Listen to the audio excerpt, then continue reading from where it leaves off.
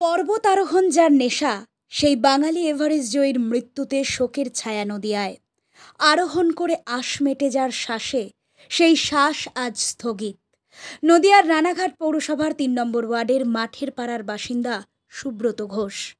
পেশায় শিক্ষক আর নেশায় পর্বতারোহী। সেই পর্বতারোহণই কাল হলো সুব্রত ঘোষের, যদিও মৃত্যুর কারণ ধোঁয়াশা। উত্তর ২৪ পরগনার বাগদা কাপাসাটি মিলনবিথি হাই স্কুলের শিক্ষক তিনি।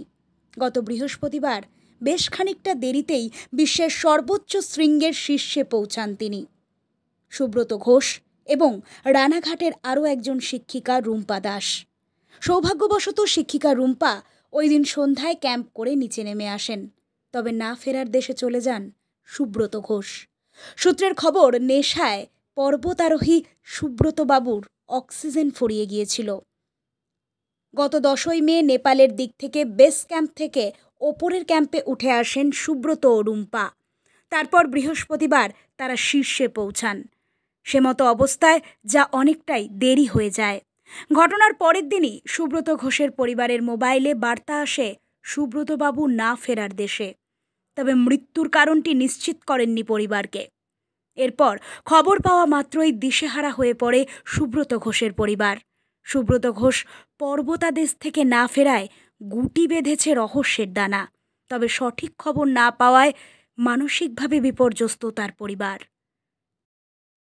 ঘটনা হচ্ছে, ওরা তো 14 তারিখে রাতের বেলা উঠেছিল সামিট করার জন্য। যখন 8টা সাড়ে 8টা নাগাদ ওঠার কথা ছিল, কিন্তু ওদের উঠতে একটু দেরি হয়ে যায় ওয়েদার খারাপ থাকার জন্য। তারপর তো আমরা দুপুরের পর খবর পাই সামিট হয়েছে, কিন্তু তারপরেই 5টা সাড়ে 5টা নাগাদ আমরা খবর পাই যে সুব্রত ও একটু অসুস্থ হয়ে গেছে, ও খুব ধীরে হাঁটছে, এরকম আমরা খবর পাই। তারপর আমরা এজেন্সির সাথে বারবার যোগাযোগ করার চেষ্টা করি যে কোনোভাবে যদি ওকে রেস্কিউ করে ফেরত নিয়ে আসা যায়, এবং সেই চেষ্টা আমরা ক্রমাগত করে গেছি রাত্রি 12টা অবধি, কিন্তু এজেন্সি মারফত আমরা সেই সহযোগিতা পাইনি। এজেন্সি বারবারই বলছে আমরাও কাঠমান্ডুতে রয়েছি, আপনারাও দূরে রয়েছেন, আমরা চেষ্টা করছি, শেরপা পাঠানো যাচ্ছে না।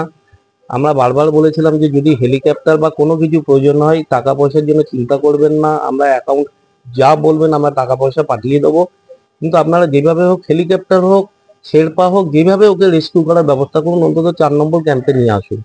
কিন্তু সেটা আমরা কোনোভাবেই ওদেরকে সেটা বোঝাতেও পারলাম না যে আপনারা করুন, কিন্তু ওরা কোনোভাবেই সেই জিনিসটা করলো না। খবর পেলেন শেষ অবধি আজকে সকালবেলা যখন ম্যানেজারের সাথে, তখনও সকালবেলা যোগাযোগ করা হচ্ছে, প্রথমে বললো যে আমরাও চেষ্টা করছি, আপনারা কি বুঝছেন, এরকম নেগেটিভ কথাবার্তাই বেশি বলেছেন। তারপর একটা ওদের অফিসিয়াল ওইখান থেকে মেসেজ করেছেন যে উনি আর নেই, ওনার শেরপা যিনি ছিলেন তিনি 4 নম্বরে চলে এসছেন। শুধু এইটুকুনি আমরা জানতে পেরেছি। এরপর আমরা সত্যিই যে সে কি অবস্থায় আছে, আদৌ সত্যি সুস্থ আছে না বেঁচে আছে না কি রয়েছে, আমরা কিচ্ছু বুঝতে পারছি না। Bureau report, Nobel Bangla.